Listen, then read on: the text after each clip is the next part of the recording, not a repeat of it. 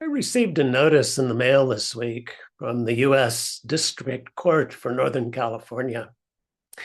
It informed me I was a class member in a $1.5 billion settlement. The AI company Anthropic had agreed to pay authors whose work it had allegedly downloaded from pirated online datasets. It did this in order to train its large language models. My book, Reclaiming Life After Trauma, a self-help title for people suffering from PTSD, was among those downloaded. When finalized, the settlement will become the largest ever awarded for copyright infringement. Whether we want it or not, firms like Anthropic and other companies in the AI space are increasingly showing up in our personal and professional lives. This year, for the first time, patients reported they were consulting therapy chatbots between our meetings. It didn't occur to me until I received notice from the district court these bots might be offering up my own professional research and writing.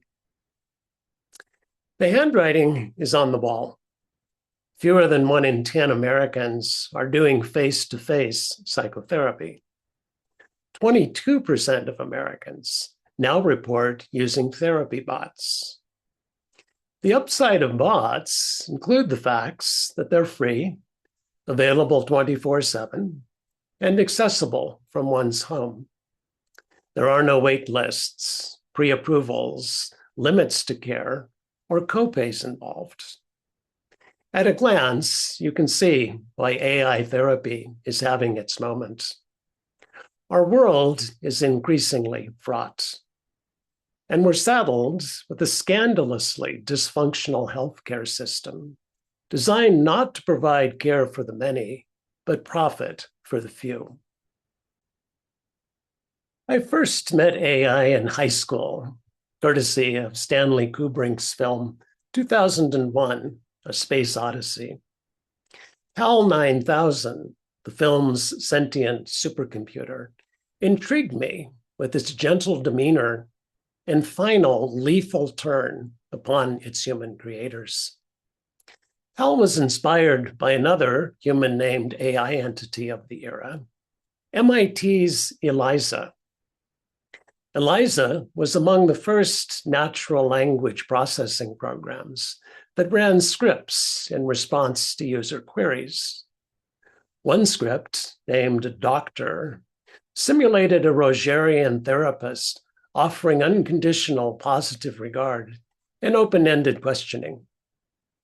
Called chatterbots at the time, ELIZA and her ilk were the first programs administered the Turing test. This test, conceived by Alan Turing in 1950, determines if a person is able to distinguish between the responses of a machine and those of another human being. If that person cannot do so, the machine has passed the test. Well, it's now a quarter century past 2001, and chatbots are beating humans at the Turing test, giving responses judged by humans as more human than the responses of other human beings. So what's happening with today's chatterbots? How are they going about their work? Are they actually helping those who reach out to them? Bots can be roughly sorted into 3 architectures, sometimes called AI taxonomies. The first, like ELIZA, utilizes rule-based scripts and decision trees. Any user who asks the same question will receive the same answer. The second are hybrid systems, which combine scripts with natural language processing and machine learning, creating greater flexibility in responses. Finally, generative systems, powered by large language models, produce open-ended, more human-like responses, either in text or audio formats. These systems tend to produce the greatest user engagement. All three architectures offer users core CBT methods, including empathic responses, measurement tools, self-monitoring, cognitive restructuring, behavioral activation, and mindfulness practices. All three strive to foster therapeutic alliance by means of respectful, caring language, unconditional regard, and infinite patience.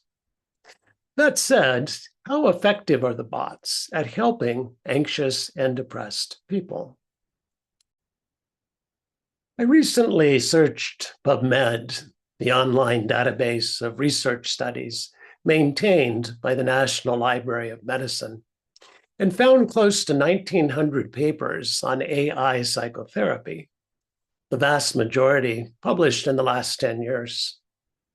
54 of them were meta-analyses, reviews that combine outcome data from multiple independent studies. Let's look at one published last month in the journal JMIR Mental Health. Its findings are representative of other meta-analyses I looked at. The authors restricted their research to CBT-based bots on the basis of CBT's demonstrated efficacy treating anxiety and depression. 14 peer-reviewed studies published in the last 10 years were identified by digital searches that met predefined inclusion criteria. The studies came out of the United States, the UK, China, Poland, Sweden, Canada, and South Korea. Cohorts included, among others, college students, people with autoimmune disease, postpartum women, adults with substance use disorders, and patients in the United Kingdom's National Health Service talk therapy programs. Across studies, CBT-based chatbots consistently demonstrated significant short-term reduction in depressive symptoms, with moderate effect sizes noted. Findings for anxiety were mixed. Some studies reported improvements, others found only non-significant effects. Completion rates for the programs range from 50 to 85%. Reported satisfaction and ease of use tended to be high. Interestingly, several studies described the formation of moderate therapeutic alliance, which, when present, enhanced engagement and adherence. No study reported any serious adverse effects. This sounds pretty good to me, at least on the depression front. It aligns with my interest in promoting global low-intensity CBT, which utilizes fewer resources to deliver more effective care. My meeting individually with the patient is an example of high-intensity CBT. My years of teaching, research, and training are costly to me and to my patients, and meeting with them one at a time is an expensive proposition. Low-intensity CBT, on the other hand, both lowers the cost of effective care and extends its reach. It seems certain that bots will represent a growing proportion of low-intensity CBT going forward. What's missing from this study and others like it? Cohorts are mostly comprised of mild to moderately distressed patients. Follow-up measures are rare. I found no studies for AI and personality disorders, nor for AI and PTSD. These protocols likely exist. It's probably just too early in the game for randomized controlled trials to have been designed, funded, run, and written up. None of the 14 studies in this paper included exposure as a protocol for anxiety, which to my eye explains their relative unsuccess in treating this diagnosis. What's also missing from this study is mention of AI's broader effects on individual human wellness and wellness of the planet Earth. A simple internet query uses 0.0003 kilowatt hours of electricity. The same query made through AI uses 10 times that much. Imagine the impact on the planet of driving a car that gets 1/10 the mileage of your current vehicle. Then imagine a whole country driving that car. And the energy used in training large language models dwarfs even these numbers. This voracious appetite for power and water drives the corporate strip mining of local communities' resources via huge AI data centers appearing, it seems, everywhere, and further heating an already lethally hot planet.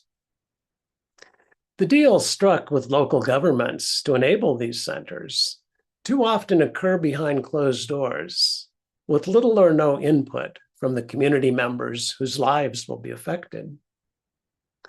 Finally, we already live in a world where every keystroke, movement of a steering wheel, and shopping choice is fed into the contemporary equivalent of HAL 9000 to stoke our vanity and leverage our vulnerabilities.